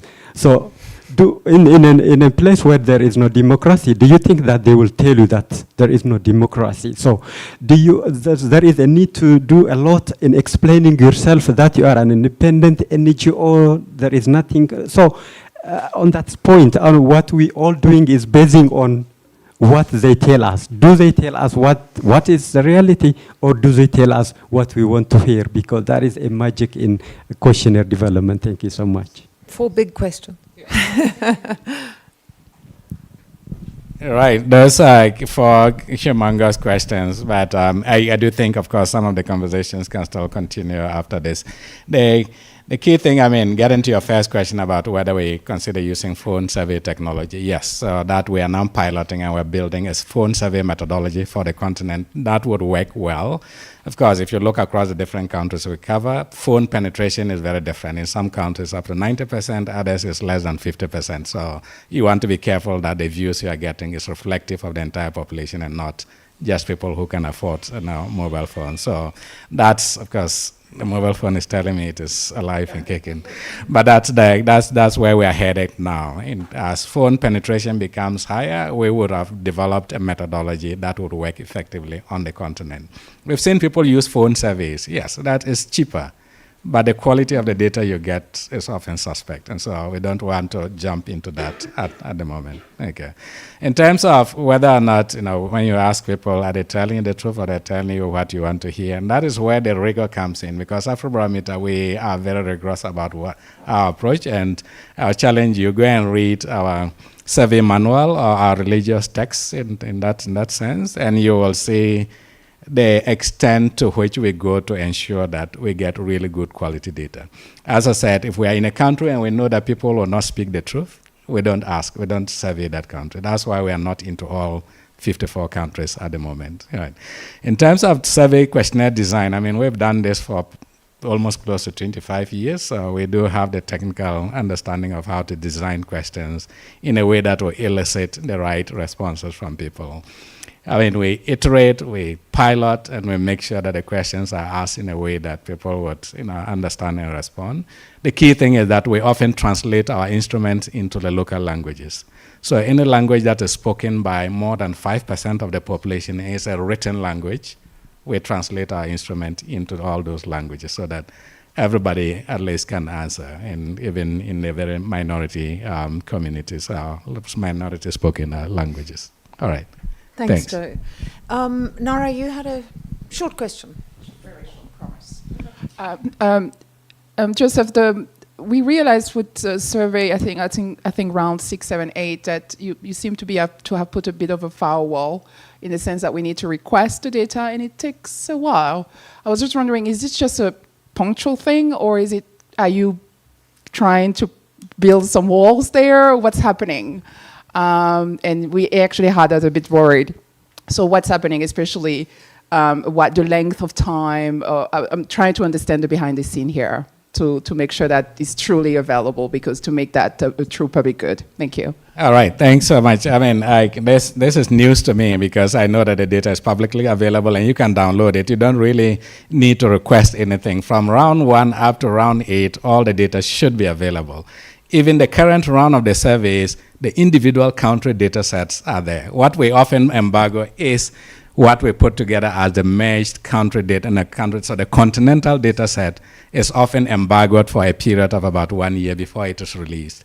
But that embargo is only if we have partners like yourselves, where there's a partner that is interested in a particular set of data, say taxation, and you said, okay, I'm going to work with Afrobarometer network, whoever, a researcher or a young researcher, to mentor them while we write a particular paper. the data will be given to you. So that embargo period is just limiting to make sure that the Afrobarometer network is able to access and use the data, and then, of course, we leave it in the public domain. So anytime you encounter a problem, let us know, because we may not know that people are having problems in accessing the data. So it will be helpful to let us know. Yeah. So that's a nice segue. Sorry, I wanted to add on to please check back on the site. So we also migrated from an older site to a newer site last year, but I've also just done a check on all of the data, and up until I've just uploaded what we have available for round 9. So please do check back, and then obviously if there is any issue, contact us. I was going to say this question of embargo, I assume also has to do with the relationship between Afrobarometer and governments and how you report and make use of the data, right? So it segues into this next session, but I also want to get in a short question. Jima, you mentioned Eurobarometer and other regional barometers. In your questions, especially the questions that you repeat, is there cross-regional comparison opportunities as well? Are those questions aligned somehow? Yes, indeed. We do have something called the Global Barometer, and that comprises the Latino barometer, the New Asian barometer, the East European barometer. There are a number of barometers, and ideally, or we aim to have at least 40% of the questionnaire for the questions for each of the barometers to be similar, to be replicable, so that we can do regional comparisons, across the board comparisons, and they do meet.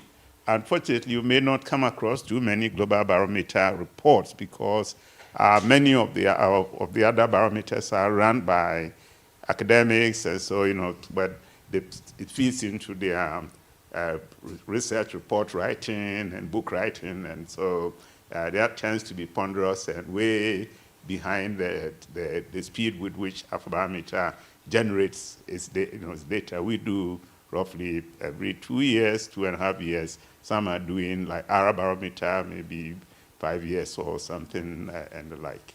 Great, thanks. But there is, and there's that comparability. Right, wonderful. Good. So, if Afrobarometer gives people a voice, the question is that voice heard? And so we look to you, Jima and Joe, to share with us your experiences, your work, but also your critical reflections on that science policy interface. What happens to all this data? How do you, what impact can you share with us? How do you measure that? I don't know which one of you wants to start. Yeah, thanks again, Heidi. I know we've been sitting for a bit now. I don't know if people want to get up and do some Afrobeats. It's longer than an Afrobarometer interview. So, I know they often say one way to do that is to use your head to spell your first name. So if you can use your head to just spell your first name, stretch your neck, and then we can all get back into. Good. All right. Thank you all. But this is going to be very brief, and then the Q&A. Not everybody's name is that short. Oh yeah, sorry, I have forgotten. And yes. A name with 13 alphabets or 20 alphabets. Yeah. Okay. Thank you, sir. Okay, so what I'm going to present now is just the impact that we've had, and I'm more than happy. I wanted this to be more interactive in terms of your own research and how that feeds into policy. So in terms of our visibility, starting with what we did in round 9 surveys, of course, these are just the numbers that we showed you earlier in terms of our coverage of countries, the languages that we have used across the surveys. As I said, we translate the questionnaires, lots of the key major local languages, we do translate our instruments. One variable we don't compromise on is gender equality, so we always have 50% male, 50% female. Even among our interviewers, we make sure that the interviewers are also split 50-50. So we have, we are very conscious about that. All right, in terms of the whole of 2022, these are some of the publications that we've had. So we've put out about almost close to 100 papers that we've published. Most of them, the vast majority, published by Africans, and this is what we're trying to do to make sure that the data is generated here by Africans and the publications are done by Africans. That's why we've embedded capacity building as part of our programming, so we make sure that people are able to do that. We've had several media articles. Our website hits have gone kind of over the roof, and then, of course, we do have made 78 presentations, and then I'll count this one as the 79th. So the next one you see, this number will be 79 presentations as opposed to 78. Okay. Several social media, and of course, Shannon here is the guru of social media stuff, and that's the beauty of having young people on your team who know how to navigate the social media spaces. All right, in terms of policy impact, I just want to run through a few things that we do in terms of promoting and protecting democratic norms on the continent, fighting corruption, gender equality issues, and of course, calling on climate change and climate change action. So the first one on democracy. So this is the data that we have for support for democracy. It just tells you how much people support democracy on the continent. But we also ask about term limits. Should your president be bound by term limits? And this is the picture we get, where even in a country with the smallest support, it's still a majority view. So across the continent, majority of Africans want their presidents to be bound by term limits. Even in Gabon, where the constitution doesn't specify term limits, we have almost close to an overwhelming majority, 93% saying that the president should be bound by term limits. Okay, and you can see where the frustration comes. If your constitution doesn't have term limits, and then you can get those kinds of frustration. But of course, averagely 72% support term limits. And how has this data been used? When we released this data earlier on, what happened is, of course, we did a press release on it in terms of how Guineans at the time did not want their president to change the constitution to run for a third term. And the senior advisor in the White House in the United States actually went to Conde's office with this data to tell him that, no, your people don't want you to change the constitution. So this is how the data actually gets used. But then, of course, he went ahead and changed it, and then things started to fall apart, and the center could not hold at that point. And so it was a kind of warning coming to him. He rejected the warning, and then this is what happens. And that's one of the values of the Afrobarometer data, that it can really be valuable for policy actors and advocates to use it as a rock on which you stand and make a case that this is what your people want, and you should listen to them. Okay. The same way when it comes to corruption, anytime we release our data, it's always an issue about corruption. And so in Malawi, we had about 83% saying that any minister that is corrupt, the president should just relieve them of their position. And of course, 66% also thought that the country, or corruption in the country, has actually increased over time. And the minister, and one of the ministers at the time was very quick to respond to that the Afrobarometer data is a blessing to them. And that's a blessing because they can use it as a basis to make some changes. And of course, we did have the director of the Platform for Investigative Journalism in Malawi actually coming out to corroborate the story that the president of Malawi has committed himself to remove any minister that is accused of being corrupt. So this was at the beginning of his rule anyway, but things may have changed quite significantly since then. But just to say that when we release data about corruption, there's always this reaction to it, And so in Malawi, there was this interesting cartoonist who decided to depict how Afrobarometer trust testing room actually operates. That we sit in a room, and then the police chief comes, gets his results, he's unhappy, and he's crying and leaving the test room. And the next in line is the president who is going in to get his results, and he's scared about what he's going to get, given what the police officer is doing. But just to say that sometimes people use comedy to depict the Afrobarometer data in ways that actually sends a good message to policy actors in the various countries. All right, in terms of promoting gender equality, this is one of the ways that Afrobarometer data actually promotes gender equality. Let me see if this will play. Okay. Gender equality is a cross-cutting principle of the United Nations Sustainable Development Goals. That's because development can only succeed if its benefits are enjoyed equally by women and men. How close are we to gender equality in Africa? In collaboration with the Bill and Melinda Gates Foundation, Afrobarometer interviewed more than 45,000 citizens in 34 countries to find out. Most Africans say girls and boys have equal opportunities to get an education. Women and men have equal opportunities to get a paying job. And women and men have equal opportunities to own and inherit land. But when we measure gaps in specific sectors, the picture is less rosy. Only 47% of African women have gone to secondary school or university, 10 percentage points less than men. In some countries, there's hardly any gender gap on education. But in others, the difference is more than 20 points. When it comes to owning assets such as a radio, TV, computer, motor vehicle, bank account, and mobile phone, women in Africa are at a 12-point disadvantage compared to men. Again, countries vary greatly, from a 3-point gap in Madagascar to 27 points in Benin. Women are also significantly less likely than men to regularly use the internet. An 8-point gap separates the proportions of women and men who go online at least a few times a week. There's no gap in Mauritius, but in Benin it's 19 percentage points. Getting a job is considerably harder for women than for men, especially in Senegal, Tunisia, Sudan, and Sao Tome and Principe. And women are less likely than men to have financial decision-making power in the household, especially in West and North Africa. So how close are we to gender equality in Africa? Find out more in our Pan-Africa profile on gender, available on our website www.afrobarometer.org.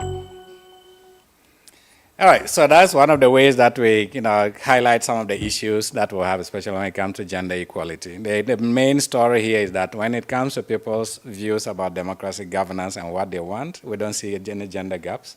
When it comes to opportunity and access, that's where you begin to see the gaps wider gaps come into play. All right, and we also released these results about people's tolerance. We talk about tolerance in different communities, and this was tolerance of homosexuality in Botswana. When the data came out, the government just realized that, okay, there was more tolerance than they had assumed was the case. And they moved quickly to legalize same-sex relations using the Afrobarometer data as the basis for that. But just to underscore that this data point, even though in the case of Botswana it was used in this way to legalize same-sex relations, it's often also used in the opposite way, where people use it as a basis for making sure they further marginalize people who identify that way. And so there's this chicken and egg, there's this situation where we find ourselves. You have data that can be abused in ways that is not but they would then quote Afrobarometer data to say so. And so as researchers, we always find ourselves in this particular situation. Even though we are not advocates, sometimes you end up having to play some kind of advocacy role. I remember myself and Jima were presenting somewhere, and somehow we both slipped and forgot our research. We put our research caps somewhere and started being engaging and trying to advocate for a policy position. And he had to remind us that we have to remember that's not the space we belong. So, all right. And then finally, in terms of young people, we often also try to highlight some of the challenges. Of course, we can do a video about young people as well, like we did with gender, where they are the most educated and the least employed on the continent. Okay. And then, of course, as we noted earlier on, they are less likely to vote compared to their older generation. So you do have this situation where we hope that young people will change everything, but sometimes they are also disillusioned about the system. We don't really see them participating much. But the important thing is, hopefully, my hope is that we'll continue to get more and more engagement for young people so that we can drive out these old guards and take over. All right, climate action, certainly, climate change, on average, there are lots of calls across the continent for governments and other stakeholders to take action against climate change. And on average, we have like 74% of Africans saying so. All right. On our website, we developed something we call the climate change cards, where you can take a country and see how the country is performing in terms of its responsiveness to climate change issues. And that's also something we generate, and we are hoping that it will become part of tracking our progress towards climate change goals. All right, so I'll stop here. I think this is meant to, yes. All right, so I'll give it to Jima, and then we'll come back and respond to any questions. Thanks. Gina, I just want to warn us that there's load shedding at 4, so there'll be a minute or two where the lights go off, but then it all comes back on again, hopefully. Nice. All right. Comes back. Yeah. Just wanted to add that, just to as some sort of a guarantee against the data missing the ears of policymakers, the Afrobarometer has, as a matter of protocol, gives the opportunity to government leaders of each country to take in the data, to be presented with the data as soon as the analysis is done and before we do the public release. In many countries, government leaders do take advantage. We do that in a confidential setting. We present it to them, but it's an offer that you either can take or refuse. And we do that in the hope that government leaders of that country would have the data at their disposal. And because sometimes the findings can be politically explosive, it's good to sort of give them that comfort of knowing what you are going to put out in the public. Sometimes you notice you get you measure the impact of that you are making in indirect ways. So, for instance, in Uganda, one time, we did a survey, and then we said it showed that the Museveni government was far more popular than its critics in the country were claiming. So we got the Museveni government was very happy. On another occasion, when we did a survey getting close to an election, and we suggested it was not nearly as popular as it wanted the public to believe, the First Lady took an advertisement in the newspapers attacking the Afrobarometer as this new god that has been sprung upon, and nobody knows where this evil god has come from, and so on. So occasionally, governments take the results badly, they blame the messenger, but in our trade, it's better to be noticed and to be attacked than to be ignored. So we make sure that governments don't get away with that. Thanks. Wonderful. What really strikes me as interesting about the examples and also about what Jima has just said is the role of the media, which I think often in academia we do tend to forget, or we're not great in terms of that engagement.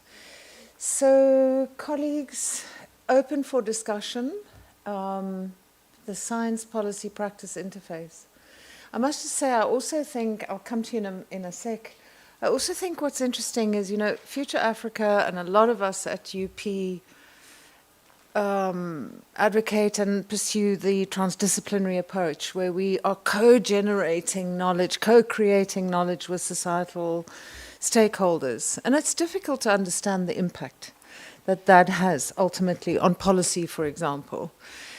Whereas what we're hearing here, and I'm simplifying, but it is quite challenging to those of us who are strong TD advocates, is here it's just about data, about what people think. And we're seeing the influence of that data. Clearly it has to do with the prestige and the reliability and rigor of Afrobarometer as an institution as well. But it's just putting information out there and dissemination, and then seeing how that has impact. It's interesting stuff to think about. You have a question. Thank you. I'm Irene Nyakageri Thomas, a postdoctoral fellow for Future Africa Chair in Global Equity in Africa. First of all, thank you very much for the presentation. A very captivating story about Afrobarometer Star and amazing statistics. I'm very I have mixed feelings about the findings on Tanzania because I'm a Tanzanian. But I do agree about the aspect that it depends on the phase the time of taking the surveys, like when the president just entered into the honeymoon of the president when he just got into the ruling. But we'll talk about that later.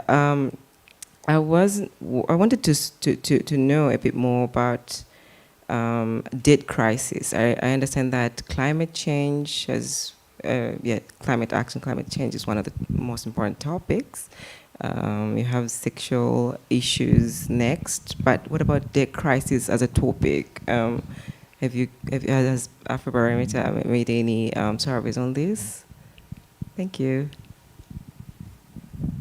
All right. I think maybe I shared something in common with you because that's my own research interest area when it comes to debt and debt sustainability.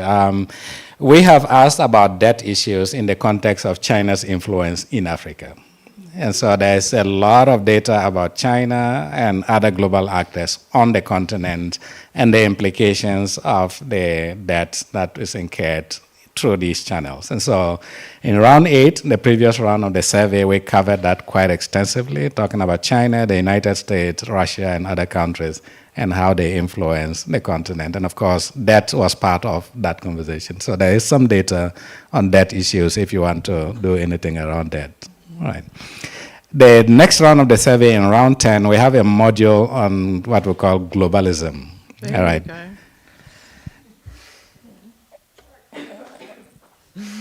Sweets. Yes, at least predictability is critical. So, all right.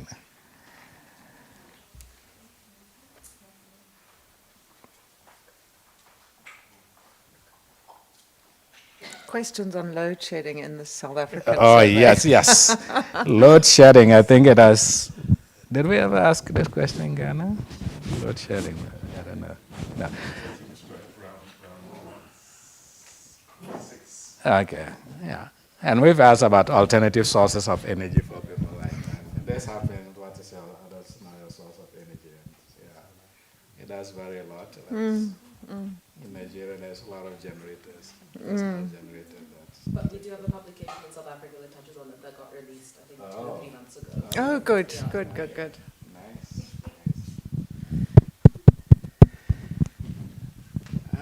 Talk of power. Yeah, there we go. Are we back on, Kevin? All good? All good? Please go ahead, Joe. I think this yet. Oh, yeah, there you go.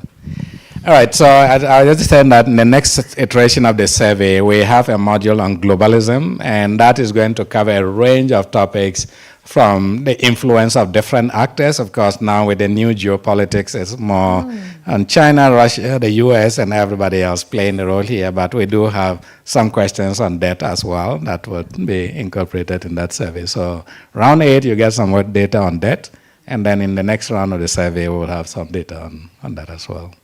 All right.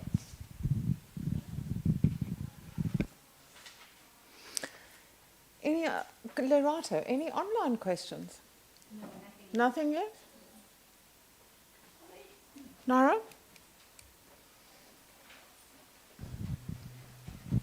How many local partners can you have in one country? Because in South Africa, you say you have already one. Is that enough? Is that finished? Is that over? Or, yeah? Yeah, so in each of the countries, we usually have one national partner that leads the surveys, the dissemination and engagement. It's just that in South Africa, the Institute for Justice and Reconciliation plays a dual role. It serves as the national partner for South Africa, and then it is a regional coordinator, what Jima called core partner. So they supervise all the surveys that are conducted in the Southern Africa region. The surveys in each of the countries in the Southern Africa region, the dissemination engagements, they provide supervision for that. So at the core partner for Southern Africa and the national partner for South Africa. The same thing happens in Ghana, where the Center for Democratic Development is a core partner for the West Africa region and parts of Central and North Africa, and then the national partner for Ghana. In the case of South Africa, it used to be the case that there was a separate institution that was a national partner. So IGR was a core partner, and there was a separate entity that collected the data, and that was a national partner. But this has now been brought home as one entity. And we prefer that because the experiences and the talents and everything is built within the core partner institution, and they provide the technical assistance to others, but also lead the survey in their own country. But we do also have what we call the support unit. So the University of Cape Town is a support unit where we have our data team. That's where they are mostly based. Most of them are based there. And then the Michigan State University, where we still have a legacy of training some of our MPH, the Masters of Public Policy and other, even PhD level students there as well. Yeah. So this question raises for me another question, which is about the extent to which, and Jim, I think you and I talked about this when I first met you, the extent to which researchers who are not involved in Afrobarometer work are using and accessing your data. Do you have information on that? And I'm curious to know how many of you here we are also curious. Knew about Afrobarometer, have used Afrobarometer data? Nara, you have? You have? How many of you are going to go and check the Afrobarometer website soon after this? Right, there you go. And then please, just click on analysis, run the analysis, and Shannon is here. If you have any problem, she's the tech guru, so she'll provide you the assistance, So usage by research the communities. And so one Afrobarometer, when we started in 1999 and the data became very credible and reliable for actors to use, it first started with the academic community. A lot of it was used by academics, but outside the continent. And so in North America and Europe, the data was used extensively there, and you hardly get to any conference, academic conference on Africa, and you won't have maybe more than 50% of the paper being based on Afrobarometer data. So we had lots of PhDs out there that use Afrobarometer data to get their PhDs and the like. And so over time, what we tried to do is to bring it back. Like, we need the data to be used on the continent. Beyond the academic sector, the policy world also started to use the Afrobarometer data very heavily out there. So the World Bank governance indicators, Freedom House, corruption issues, the Economist Intelligence Unit, all of these actors continue to use the Afrobarometer data, and the bilateral donors, whether it is the United States or any country in Europe or the UK, most of them built their Africa strategy, often drawing from the Afrobarometer data. Like, what are people saying? So that we can tailor our policy responses to those comments. And of course, I know that Antony Blinken launched the US strategy here on this campus at some point, and of course he cited the Afrobarometer as one of the key sources of data. And when you take the strategy and map it against the Afrobarometer instrument, there's almost a one-on-one match on all the indicators or the areas that they want to intervene on the continent. And so there has been that massive use of the data out there, both by academics and policy actors.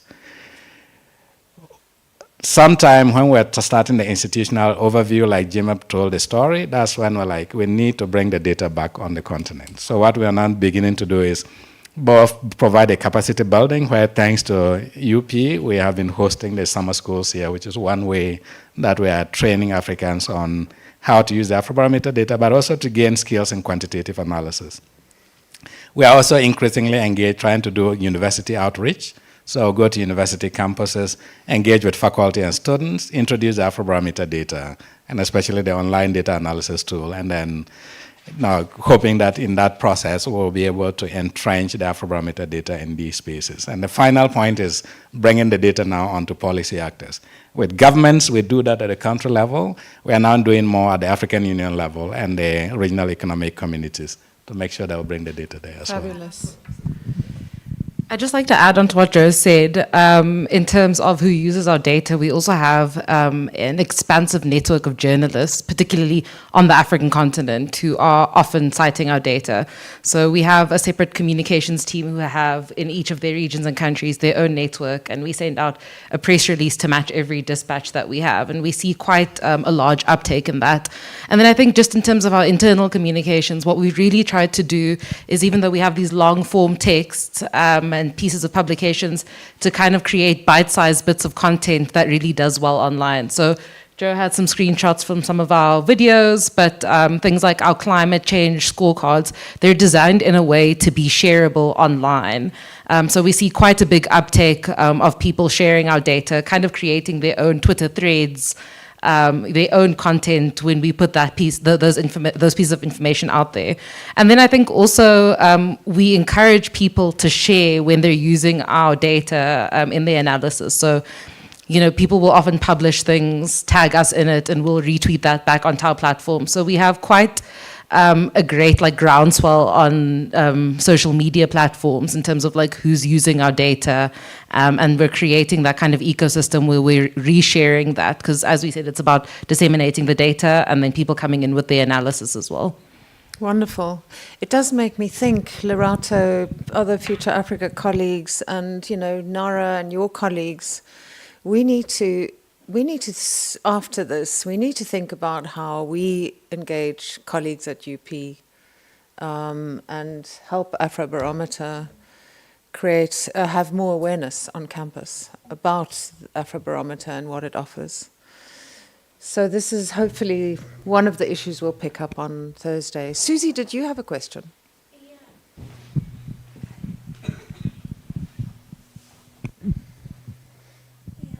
I just wanted to ask about the scope of your modules in your next phase of interviews.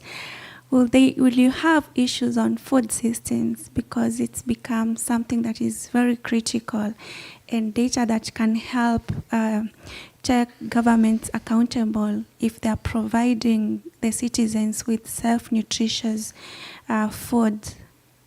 Yeah, so are you going to have issues around food systems? Or, yeah. And Joe, I must say, I like the way Susie thinks, because she's part of one of our challenge domains is on sustainable food systems. And we really work across the continent on this, and Future Africa is now, you know, housing the ARUA, the Association of Research Universities Alliance, centers of excellence on this. So she's already beginning to think how she's going to work with Afrobarometer in her work. I like that. Just a quick note on that. So the Afrobarometer, right from the beginning, has a standard question on access to food. We have a battery of questions about access to the basic necessities of life. So food, medicine, fuel, cash, income, and water. And so at the very least, you can just pick the data from first round, which has always included South Africa, as we said, Uganda and others, and just track what the responses are. Just to give you a clue, we were getting, so deprivation was declining. Food deprivation was declining in most of Africa for the first 15 years or so, up to about 2014 or so. We were picking up, improving access to food. But since 2015 or so, unfortunately, a declining trend has set in. Good. What about questions on science, about science, public trust in science? We do have questions about whether people want to, scientists, to make decisions. And to our surprise, Africans seems to give a lot of vote to scientists. As to whether scientists are living up to that expectation or not, I leave it to... Or whether governments are responding with investing in science. Right. And just to add to your question, that we have actually created an index about food deprivation. You can have that data all over for the 12 countries all over from 1999 to date. So that is there. But we've created something also called the Lift Poverty Index, which is an index of the variables that he mentioned. And that has been a very useful indicator of course, both food, but just the deprivation of basic necessities. And you can track that over time. So, yeah. Thank you, Joe. Yes, please go ahead. Government performance on providing, we have standard questions about, to what extent, what's your rating of government in terms of food production or making food accessible, inflation, and all of those things that go into food systems. Final question over here.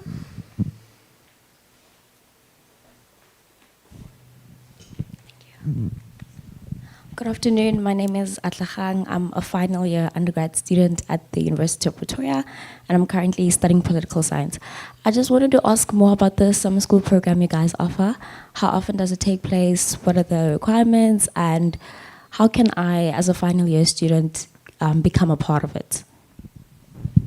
Great, I'm glad. So we offer it annually.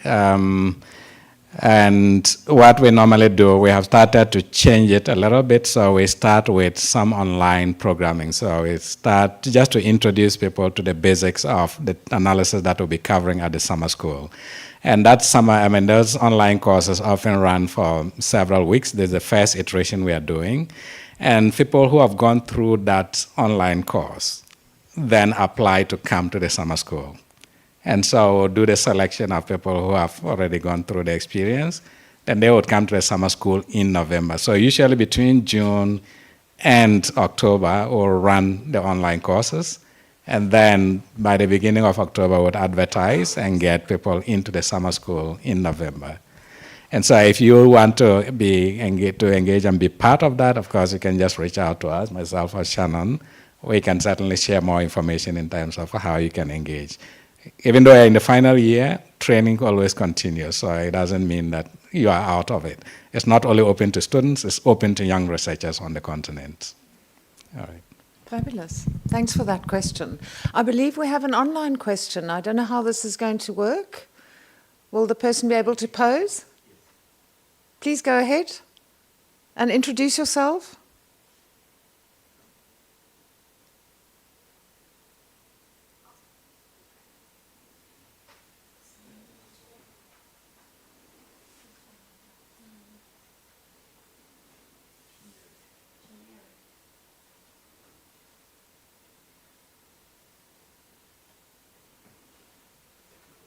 Otherwise, if they can type it in the chat. Type it in the chat. And someone can read it out.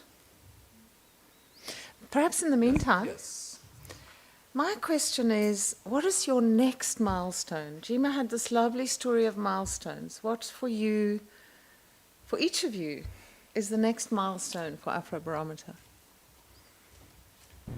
Yeah, that's a big question. In terms of, for me, well, we have envisioned, we have a vision for the Afrobarometer, and the vision is to make sure that the data is actually used on the continent more extensively, as I said at the beginning. So by policy actors, but also by students and academics on the continent. And this presentation is probably one of those, like bring the data and just expose academics like yourself to the Afrobarometer and make sure that we expand the usage of the data on the continent. Secondly, in policy and decision making, we do think that we have a big role to play in the policy space. And so engaging more with actors at the African Union level and the regional economic bodies is critical to what we do. And some of the data we generate are valuable for making decisions in the sense that you can use it to say, this is what people want, and this is what the government is going to do because these are the views of the people on the ground. Or it could serve as a warning signal. When we present this data, and now you see Gabon, Niger, and where they lie in terms of rejection of military rule, you could see that it was declining over time, and that should have been a signal to those who needed to intervene sooner than later. But that doesn't always come. But at least it looks like people are beginning to pay attention now that we need to be careful about it now, this data that comes out of Afrobarometer, because it can serve as a warning signal of things to come.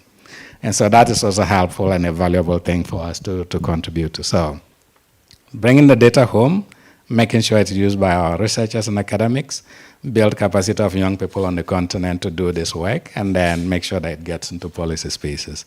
This will be my ideal.